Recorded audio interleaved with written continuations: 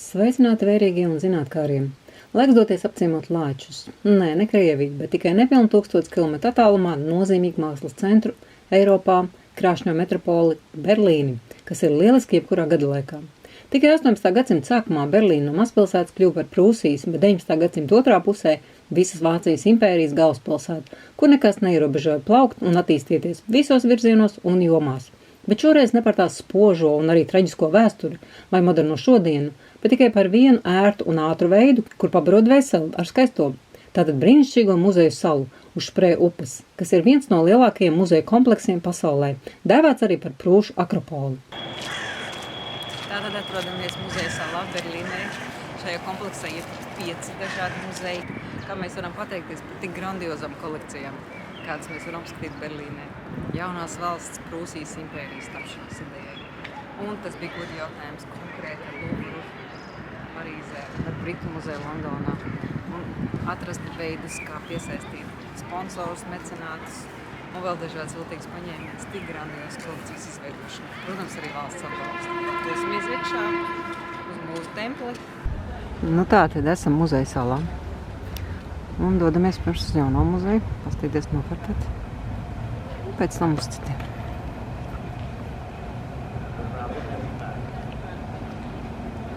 Eksponāti ir monumentālos izmēros. Vācieši nesīkumojas. Ņem ciet visu ēku, pārved un ievieto to speciāli tam uzceltos muzeja korpusos. Redzam Ištāras vārtu fragmentu no leģendāras Bābeles. Muzeja sala piedāvā arī unikālu iespēju baudīt, novērtēt un iedvesmoties no nepārspētā senās Ēģiptes artefaktu mantojuma, ko raksturo simbolu un zīmju bagātība. Viss ir tik krāsains, dinamisks un pārsteidzošs savā daudzveidībā. No skarbajiem laikā un telpā sastingušiem faraoniem līdz saules dievu kopienai visos iespējamos dzīvnieku, putnu, kukaiņu tēlos un veidolos. Nemaz nerunājot par kalpotāju armiju, kas turpina strādāt, lai mūžībā nekā nepietrūktu.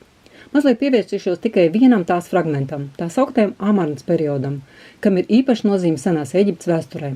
Nepretendējot uz vēsturisku apskatu, jāuzsver, ka tas bija laiks, kad ambiciozais un pārdrošais jaunās valsts 18. dinastijas faraons Ehnatons veica nepieredzētas grandiozas reformas šīs civilizācijas vēsturē, tajā skaitā mākslā, jo tā bija cieši saistīta ar reliģiju un politiku. Savukārt pēc viņa nāves Ehnatons tika nolādēts un pasludināts par ķeceri, tāpēc visas liecības par šo laiku bija jāiznīcina, jāatgriežas senajā galvaspilsētā un jāatjauno vecās tradīcijas. Tāpēc tik vērtīgi bija atradumi drosmīgā Ehnatona jaudabinātajā pilsētā, kas tika pamest aizmirstībā. Bet kā šis mantojums nonāca Berlīnē? Līdzīgi kā citu Eiropas lielvalstu institūcijas un biedrības, vācieši veic arheoloģiskos izrakumus, lai papildinātu kolekcijas ar vērtīgiem eksponātiem. Tā pieredzējušais eģiptologs un arhitekts Ludvigs Borchards, pateicoties mecenāta kokvilnas magnāta Džeimsa Simona atbalstam 1912. gadā pie Armānas, kas kādreiz bija jaunā galvaspilsēta, skulptoru Tutmos darbnīcā līdz ar citiem teltniecības darbiem atrada leģendāro Nofretetes kaļķekmens krūšu tēlu ar augsto zilo tiāru galvā, kas kļuvis par ikonisku ideālā skaistuma etalonu. 50 cm augstais, vairāk kā 3000 gadus senais atveids ir pārsteidzoši dzīvīgs un joprojām izstaro aristokrātisku eleganci, demonstrējot absolūtu simetriju, tādējādi pretendējot uz nepārspējams dailes iemiesojumu statusu mākslas vēsturē kopumā. Maigais, sievišķīgais sejas ovāls, nedaudz pievērtās mandaļveida acis, taisnais deguns, augstie vaigu kauli, jutekliskās, bet nelielās lūpas, slaidais kakls, viss modelēts viegli un dabiski. Grūti atrast vēl kādu jaunu raksturojumu pēc visiem tiem daļrunīgiem apzīmējumiem, kas tam veltīti. Joprojām redzams viņas veido dažādas variācijas šodienas kultūra telpā. Ehnatona māksliniekiem nebija viegli atrast jauno formu valodu pēc tik daudzu gadsimtu sekošanas kanoniem, īpaši valdnieku dievišķošanā. Redzam, ka jaunie attēlošanas principi tika apgūti pakāpeniski, pamazām panākot dabiskumu, pat dzīvīgumu. Zināms, ka Ehnatonam bija vāja veselība, kas netika slēpts arī viņa ārienē. Lai saprastu šīs personas kardinālu atšķirību no visiem citiem Eģiptes faraoniem, te redzam viņa atveidus no citiem muzejiem. Tas izskatās pēc asa protesta senajiem idealizētiem un dievišķotiem valdnieku tēliem. Nesamērīgi lielais, deformētais galvaskauls, šaurās acis, biezās lūpas, neglītais zods, tievais kakls, nemaz nerunājot par ķermeni ar platiem gurniem, izblīdušo vēderu un pagarinātām ekstremitātēm. Novitātes izpaudās ne tikai formveidē, bet arī saturā. Ar liežisku sirsnību, pat intimitāti ir apveltīti drosmīgā faraona dzīves ainas, it kā no ģimenes albuma, kaut tajās klātesoši ir jaunā dieva Atona atveids, saules diska formā, ar smalkām plaukstiņām staru noslēgumos. Iepriekš bija neiedomājami parādīt valdnieku emocionalitāti, bet Ehnatons tika attēlots gan raudošs, gan aizkustināts, kā šajā ainā, kad sniedz skūpstu meitai, atklājoties kā jūtīgs un maigs ģimenes galva.